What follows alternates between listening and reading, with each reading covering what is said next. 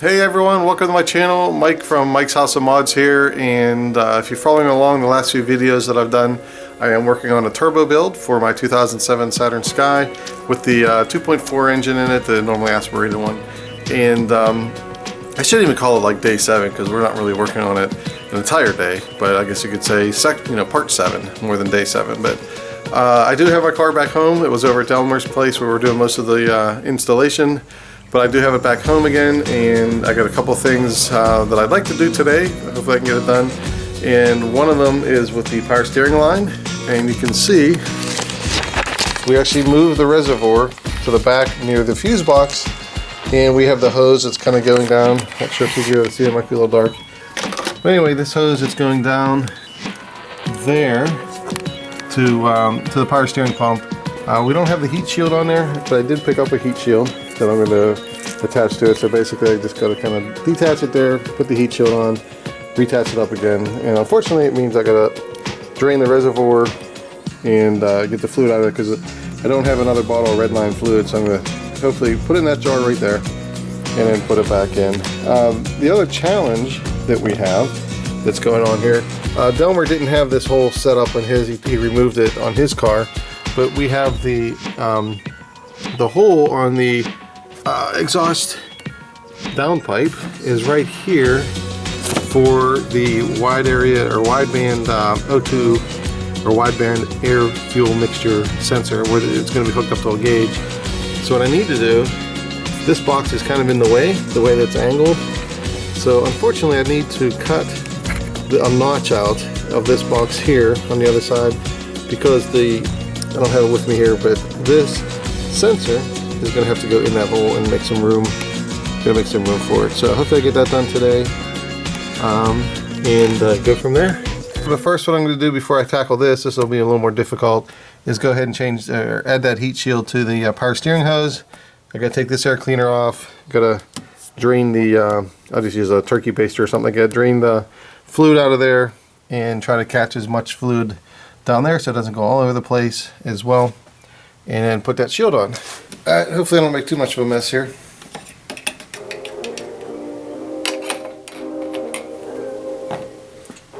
I get as much out as I can through the reservoir first, and then tackle that hose.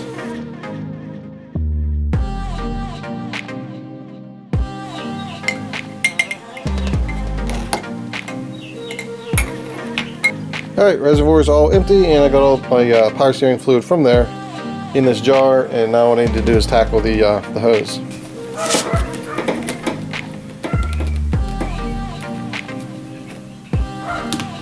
Here's the power steering hose right here. Just got to disconnect that clamp and pull the hose up out of here. It's right there, and put that shield on there, and then connect it back up again. Probably gonna lose some fluid, but I'm gonna try not to lose too much.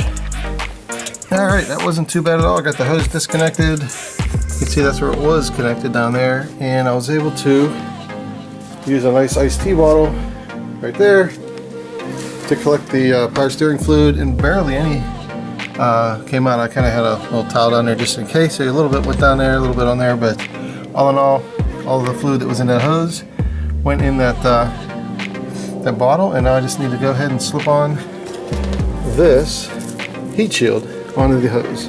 First I gotta figure out how much I need, because there's a lot of this on here. So if I start around there, I'll make sure it comes up far enough. So probably use about that much. So I'll just go ahead and cut it.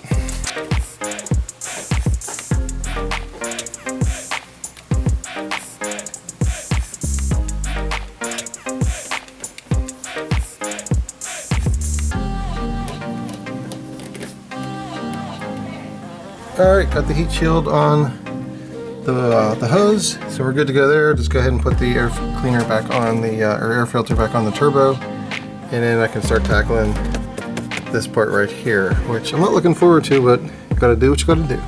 Alright, so here's what we got going on. This is for the air fuel mixture gauge, the wideband and this is the sensor that gets plugged into the exhaust part right in that hole right there.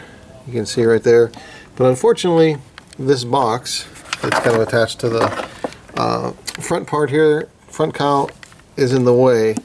So I'm probably going to need to do, I'm going to need to cut this off, this corner off right here, and then I actually have some of this kind of aluminum heat shield kind of thing. I'm hopefully going to be able to put it around and attach it to there.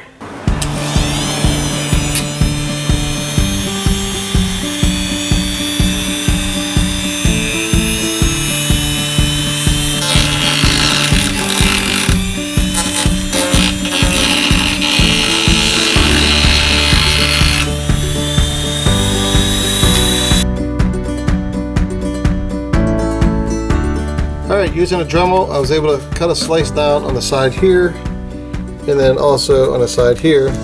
So now what I'm going to do is take a little hand saw, and cut across the bottom here to break that loose, and then I got to cut across the top, and hopefully this piece is just going to pull right out of there to make room for that sensor.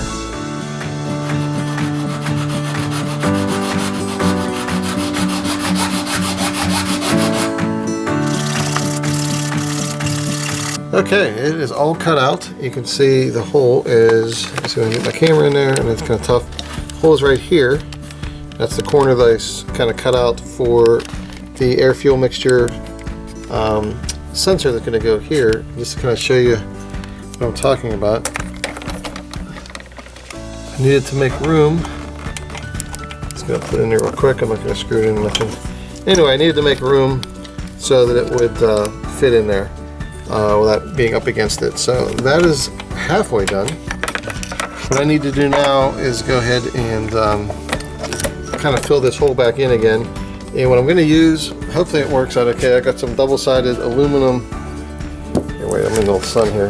Got some double-sided aluminum tape heat stuff they've actually used, I guess, for heating and air conditioning and that kind of stuff. So I'm just going to kind of make a little wall for that hole to fill that in, so that it'll be covered by the heat. It'll fill that hole in as well, and it's also going to have room for the sensor. So I'm going to build this, and once that's done, I get to work on a bracket for down here, which I already got the parts from Home Depot to do that, and I'm going to try to get that tonight. If not, I'll do it tomorrow. The next day. Alright, if we go ahead and take a look at the area that I worked on, it's this corner piece right there. See, there's the ductwork comes on, and there's a piece that was sticking out. Had to cut a hole in that, cut that out of there, and I put some heat wrap. It was just a couple of strips in there to basically block that area. I don't even know if I needed to or not, but I did just in case. And the air fuel mixture gauge, or the sensor for the gauge, is going to go right where that is right there.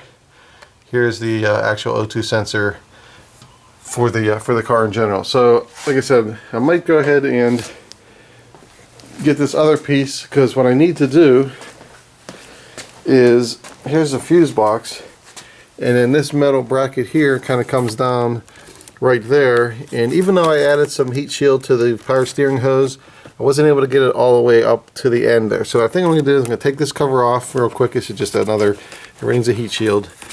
Put some of that aluminum on the back of this bracket right here. That'll help the power steering hose, plus all of this wiring and stuff that's going on as well. That comes in a sheet. I should be getting that tomorrow. And then what I might do is take a look and just redo this corner as well. I may or may not. I'm just going to take a look at the stuff and see what it looks like and go from there. So I'm going to have to wait for tomorrow for that.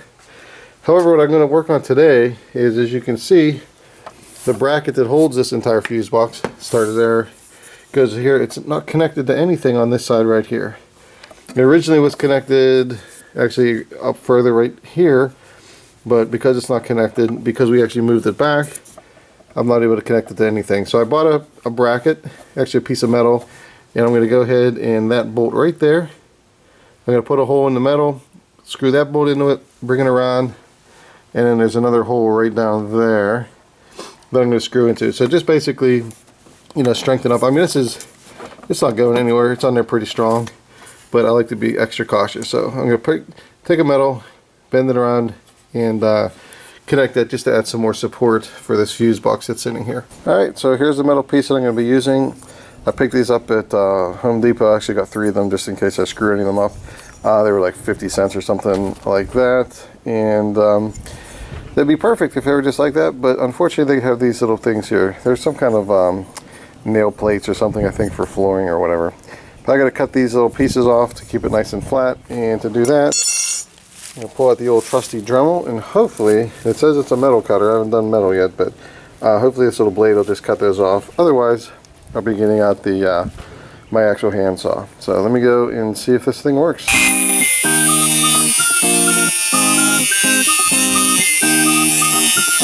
Alright, it's pretty well shaved off. They look pretty good, and I'm either going to hammer them just to make them nice and flat, or see if there's a grinding tool that, that my Dremel came with as well. Alright, this looks really good. They're all nice and shaved off, nice and smooth, both sides, and I'm actually going to paint these black. Actually, I'll drill the holes first, measure it up, drill the holes first, then I'm going to paint it black so it looks kind of like it's supposed to be there, and that part will be done. So I got the plate all nice and done and ready to be drilled. I go to find my drill, and of course I forgot my daughter's boyfriend borrowed my drill and drill bits and everything else, so that kind of put a bit of a halt on getting this plate installed. But in the meantime, a couple things happened. I'm actually in the next day already. I had to go out and do something else anyway, so it kind of ended that whole night. But anyway, in the meantime, I did get my sheet of heat shield sheet that I'm going to be putting on that brace that holds the fuse box and everything. So that I can do today. And then last night, what I was doing as well, since I could do the brace, I started running the wires and stuff for the gauges. And one of them here, this one here is the vacuum. Kind of comes from that little vacuum thing that Delmer made. The vacuum for the boost. This came for the boost here, and then the wiring comes around. And right now I don't have it going anywhere, but it's eventually going to go into this little grommet right there, which I pulled out because that goes down under the wheel well of the driver's side. And then I have the other cable, which is that right there. It's going to connect to that O2 for, or I guess it's an O2 for the airflow or air fuel mixture. And I kind of ran that cable up underneath. And that one I actually did. Let's see, where is it? Wait, let me go wide here. It's this one here. That one actually I did put in there. There we go, in the grommet area here. It actually goes down underneath the wheel, and I already pulled it out. In fact, there it is right there. So that one was easy. The only other one I have to do is the one for the boost, and then also I have to run the power. The one with the boost actually has the power kind of together with the boost cable one. So I got to run this one of these, whichever one it is. There's 2 of them here. Here it is. Here's the end of it. This power one here, I got to go to a fuse box. I bought a tap fuse that I can use, and then for the air fuel mixture, that actually has a separate wire for that. So I may go to the fuse box in the engine, or I could go to the fuse box underneath the passenger side. Not exactly sure which one I'm going to do yet. Okay, I'm back. Been a little bit busy, and I did do what I said I was going to do. I put the heat shield, there it is right there, on the bracket that's holding on the fuse box. I put the heat shield back on the turbo, and I got the sensor right there, the sensor for the air fuel mixture. I guess it's an O2 thing as well. But anyway, I got that on there. I also put a couple of heat shields on the wiring as well. I'm kind of big on keeping heat away from all of this stuff. And the you can see the one with the kind of wraps around and comes around, and it's underneath here. This is for the cable for the that airflow sensor for my gauge. So I just ran that heat shield all the way through, and then right here's the actual plug. Already plugged it in. I kind of wanted to cover up those wires as well, so I put that on there, taped that down, and I have this wire running down, and like I said, it goes down inside the cockpit there. Oh, cockpit, my driver's seat. But in the meantime, I also ran the cables for the turbo boost. Is right here, turbo boost gauge, and that cable kind of comes down, and it also goes to that little grommet. And I also ran the power for the air fuel mixture, and that comes up, and I believe that's this one here. So that one's coming up from the driver side area, and then the power for the booster gauge as well. So I also attached, I'm going to use the fuse box up here in the engine. I think that's going to be a little bit easier than going to the one, you know, through the dash or underneath the dash and across.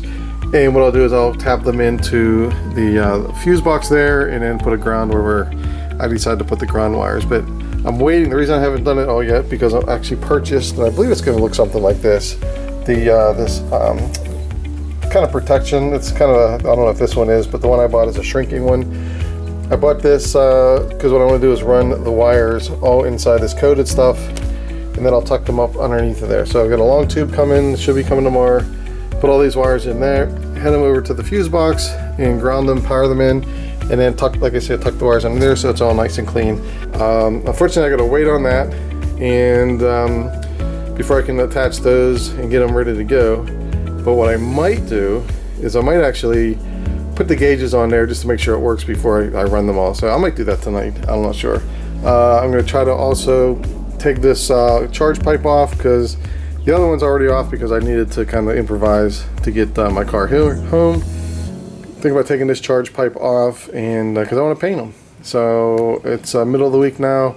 I like to be able to get to that this weekend. The other thing, I got new spark plugs. Just picked those up today, or actually they got mailed today.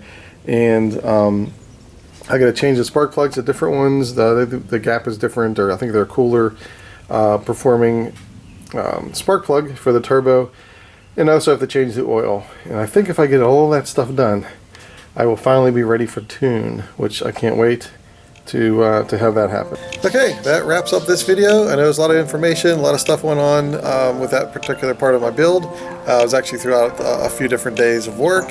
Hopefully you lasted this long in the video. If you did and you like what you saw, please smash that subscribe button, hit that like button, hit that notification bell. That way you'll see any new videos that I come up with in the future, which obviously I'm going to with this turbo build. So until then, I am done.